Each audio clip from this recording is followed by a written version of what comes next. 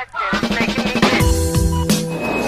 what's up mga otits? Kumusta kayo at welcome back ulit sa channel ko. Nandito nga pala ako mga tito sa pinakamalaking farm ng cichlids dito sa Cavite. At kasama ko nga pala si Sir Nestor. Siya ang may-ari nitong farm. At yun, mga otits, alam ko, gustong-gusto nyo nang makita kung anong meron dito dahil ako sobra akong na-amaze, sobrang ganda dito sa farm ni na Sir Nestor. Kaya sir, salamat po sa pagpapasok sa amin dito kahit pandemic. So tara na mga tito, let's go! So yun mga otits, tignan nyo naman, sobra kayong ma-amaze, para kayong nananaginip ng gising mga tito. Ayun yung unang bubungad sa inyo, pagpasok nyo pa lang ng gate, sobrang dami ng isda yan. Bali kanina may mga pumunta na dito mga tito. Yan, mga nagpapa-walk-in din kasi si sir. Tapos doon mamaya papasok tayo doon, ayun no. So ito yung unahin natin mga otis, ito parrot fish yan. Tapos yun, blue ali. Di ba sir yung ibang cichlids po mga ano po yun, aggressive? Ito kaya sir, yung ganito po? Hindi naman. Hindi naman po Pwede sir. nga silang sama-sama eh. Pwede po siyang i-combine sa iba sir na cichlids? Basta ano, mga ano, yung African cichlid. Tapos yung red peacock. Ito sir, red peacock po. Oo. Ito yung tangerine na imbuna. Ito po yung aggressive no, yung embuna? Yan, medyo aggressive din. Pero kaya kailangan marami sila. Pagka 3-4 lang nag-aaway. Magkakagatan na po yun ng ano, sir. Mga ilang months na po sir yung ganito sir? Ito, nasa ano na yan, 4. 4 months na po yan. Lalaki pa po yan sir? Lalaki pa. Hanggang ano yan, 5 inch. Laki din pala sir no? Ito ganun din. Embuna din po sir? Oo, imbo na rin yan. Ano pong pangalan na ito sir? So ito mga otits, 5 colors daw na embuna. Ayan. Ang ganda niya oh. Kaya siya 5 colors sir, ano? Oo. Batik-batik yung kulay niya. Tapos ito yung ano, Alonokara. Meron diyang red ruby. Meron diyang sunshine. Ito po yung sunshine. Ito po. May red ruby dyan. May red Jacob. Mix na po yan sir. Oo, assorted dyan. Meron diyang red peacock. Yan, ganun din. Ito, parehas lang po sila. Medyo nga lang ano siya, medyo malilit ng konti, binubukod. Tapos ito, imbuna rin yan, family na imbuna, red chick. Red chick?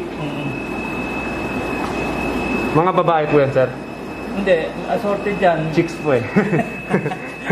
Red ako. 2 beses na yan! Ito mga angel fish sir. Oo. Ayan. Ito naman yung ano, red flagtail. Ito naman yung Taiwan reef. Taiwan reef.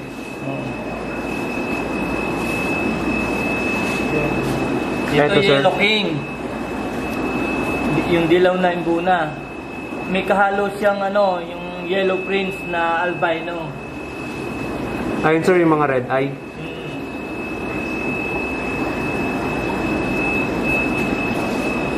Ito sir, Ito comprehensive.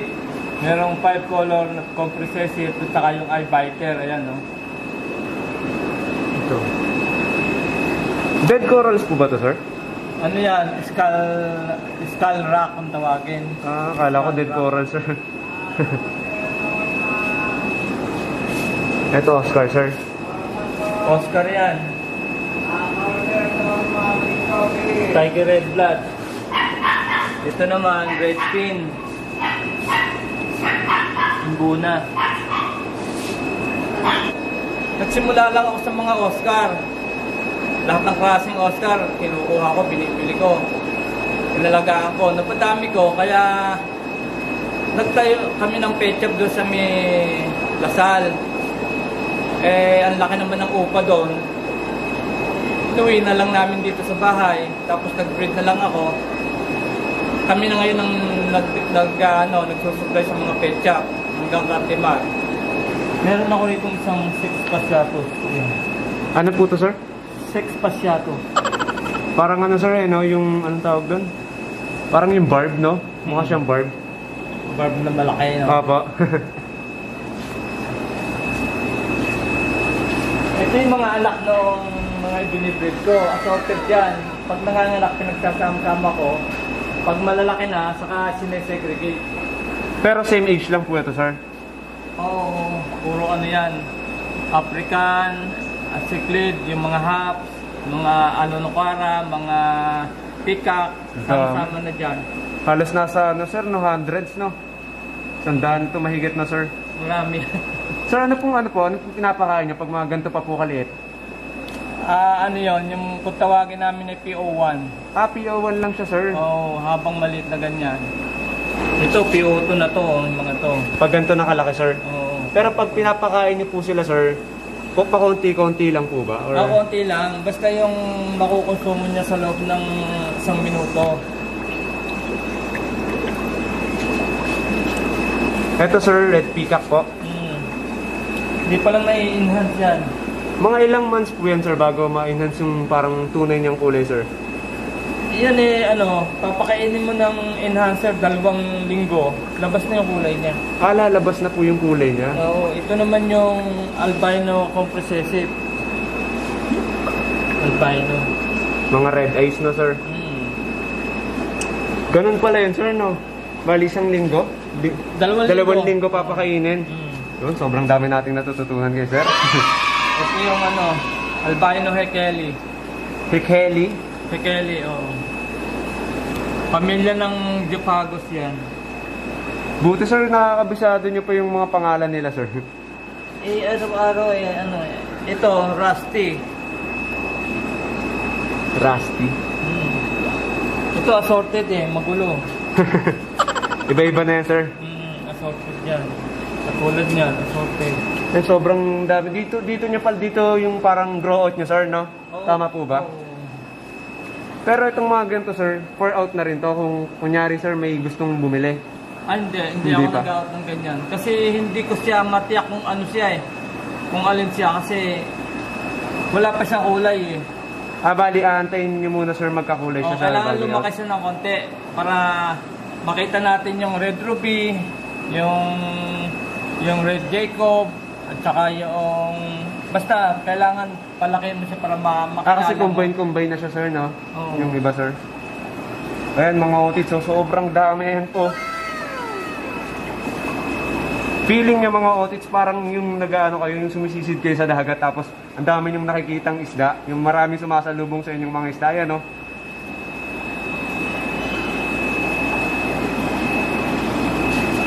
Ayan siya. Ito, sir, mga ilang months ba to, sir, o weeks pa lang? Ano lang yan, 2 linggo. 2 linggo pa lang, oh. Mabilis din po ba pag lumaki yung mga cichlid, sir? Pagka Pag 3 months, pagdating ng 3 months, pwede mo lang i-out. sir, 3 months talaga ang out niya. Ang 3 months niya, mga 1.5 hanggang 2 inch. Eto, sir, assorted Yan, 3 din. months na yan. Ito na yung size niya na pwede nang i-out, sir. Yan, oo. Assorted yan. Ang gulo, halo-halo. Halo-halo na sila, no, sir? Yan lahat. Ayan, pink peacock. Pink. Ito, pink peacock, sir. Yun, yung albino. Yun. Albino. Ito, sir. Yan. Ito ba, sir, yung kanina yung sunshine ba yun? Hindi, iba yan. Iba na yun, sir.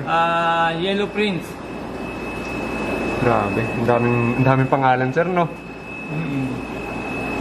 Ito, Obi. Nagpapaanak yan, sir. Obi peacock. Joke lang, sir. At least nakapatawa natin si sir. Kahit puro wala yung joke natin, mga tito. Ayan. Ito, ang dami, oh. Ito, sir, iba-iba na naman to, sir. Oo. Pero yung iba na parang nagkakakulay na, sir, no? Hindi, ano yan Yellow Prince yan napahalo dyan. Napahalo na lang po. Ang Yellow Prince, maliit pa, may kulay na. Kasi Ayun. ganun talaga siya, dilaw talaga siya, Kahit di mo i-enhance yan, dilaw siya. Dilaw na talaga, sir. Oo. Unlike sa mga to, ito pa sila, sir, no? Oo. Parang... Ang kaiba ng Yellow Prince, black yung pin niya, saka yung anal pin niya, black. Ayun, sir, yung yellow. Prince.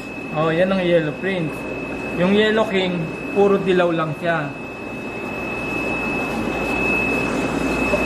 Sobrang dami yung makikita dito, mga tito, kapag nagpunta kayo. Magsasawa kayo dito. Dito. Ito po. Woo! Parang nasa pet shop kayo kanina, pero nasa farm na ngayon. Ito yung mga to. Red Jacob na hindi pa na-enhance. Wala pa siyang kulay, sir. Oo. Pag in-enhance mo yan, lumalabas ng magandang kulay niya. Ito yung breeder ng ng Rusty. Sir, balik pag kunyari, anong papakain niyo, sir, na enhancer sa kanila? Hickory? Hindi. Meron kaming tinitimpla na pagkain. Tinitimpla namin sa PO2. Para ma-enhance yung kulay niya, sir. Ito yung yung yellow pin. Yellow pin po to, sir? Oo, kung tawagin. Yellow pin. Kasi yung pins niya, sir, yellow. Oo, tapos ito, pareho lang sila magkamukha pero pagka ini-enhance mo, nagiging red ang pin niya. Nagiging red pin. Oo nga, sir, no? Parang may red nga siya sa pins. Tapos yun, blueprint. Grabe, no? Kung hindi ka, sa cichlid, sir, no? Malilito ka na sa mga to. Baka maano ka dito ha. Ito, mga otits, yellow pin. Tingnan nyo, kasi may yellow siya, no? Sa pins. Magkakamukha sila pero pagka sila na-enhance, ito kita-kita Ito, red. May pagka-red yung pins niya. Ito. Kita-kita white tail. Ito, white tail, sir. Yan. Kasi may white naman siya, sir, no? Oo, yan, kita-kita. Pero pagka maliliit sila, magkakamukha. Bagong anak. Grabe nga, sir. Parang lahat kulay blue tapos Ito, sa pins Impanga. ng nagkakat. Iba rin yan doon. Pero magkakamukha sila. Yung Impanga. Impanta, sir? Impanga. Impanga. Oo. Kapampangan siguro to, sir, no? Impanga. Si Pangga. Ito, si Lumba. Lumba. Bakit naman, sir? Alam mo yung mga ng natin, mga nag-ano ng isda, sila nagbibigay ng pangalan niyan eh. Baka naman tumatamba to, sir. Lumba-lumba. Yan? Hindi, si Lumba, yun, Impanga. Sir, ito yung Pangga, no? Ito, Ice Blue. Ice blue. May kahalong ilang piraso na blue kenai. Ayun, ito pala yung blue kenai. Yun, yung blue. Tapos ito, sir, ice blue. Tapos ito, sulfur head. Ayun. Yung mga tawag sa kanya, sir, no? Nakikita rin sa characteristics niya, no? Dahil kaya naman siya tinawag na sulfur head, dahil naman sa ulo niya, sir. Labo na to. Ito naman, Silver Vieja, Argentea. Silver Vieja. Ano to, sir? Mga rare? Ano yan? American, South American. Ano to, sir? Ini-import niyo po? Ito mga imported yan. Opo, ini-import niyo po. Ganda. Hindi ako umi-import yan. Kinukuha ko lang sa importer. Ganda, mga utits, oh. Gagawin ko yung plano kong gawing breeder. Yun. Ito yung breeder ko na yan eh. Yung Christy. Christy pangalan niya. Crispy, sir. Oo. Mga tito, itong dinadaanan natin, ayan, fun dyan. Nandyan yung mga breeder ko katulad nito. Nandyan yung breeder ng Sunshine. Natago eh. Natago sila. Baka paganda lang yun, sir. Nandyan yung Ilomo. Ayan, mga utits, ang dami, oh. Ito yung filter ni sir. Strawberry peacock andyan. Nagtatago din, sir. Oo, ito yung albino kong recessive. Ayan. Ang dami niyong makikita dito mga otits. Ayan po. Uhuy! Ayan siya mga tito. Hindi pa natatapos dyan mga tito. Dahil, ito po. Bang! Sobrang laki talaga, sobrang lawak dito. Frontosa na mahal. Anong frontosa to, sir? MOBA. MOBA? Oo nga, parang narinig ko nga yun, sir. Mahal nga yung ganito, sir. Tapos yun, Parang ayoko nang itanong kung magkano siya. Black Widow. Ito, sir, Black Widow. Sa pagbe-breed naman, kasi bawat isda iba-iba ng ugali rin eh. May mga ugali rin sila na dapat mong pag-aralan. Katulad ng flower horn, sila ay nangingitlog sa bato o kaya sa banga. Babantayan mo kasi pag di mo pinantayan, pagkatapos nila umitlog, kinakain nila. At saka kinakailangan talaga, humanap ka ng kapares niya talaga na talagang magkakasundo sila. Pag hindi magkasundo, nagpapatayan pinapatay ng lalaki yung babae. Sa mga cichlid naman, dito sa mga peacock,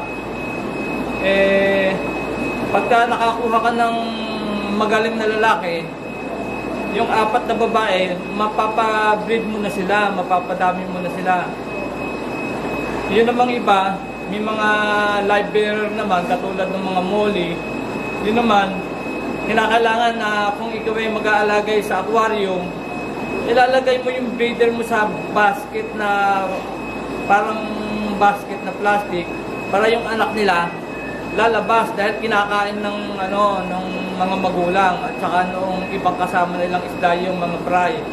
Yun namang iba, yung mga Jopagos, katulad ng mga Jopagos, kailangan talaga may banga dahil doon sila nangingitlog sa loob, itinatago nila yung itlog nila tapos lalabas na lang yung fry nila pag na-hatch na.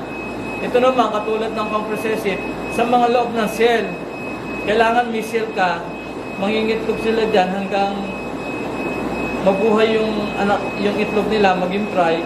Pag lumalabas na, kukunin mo na yung shell at kukunin mo yung anak doon sa loob ng shell.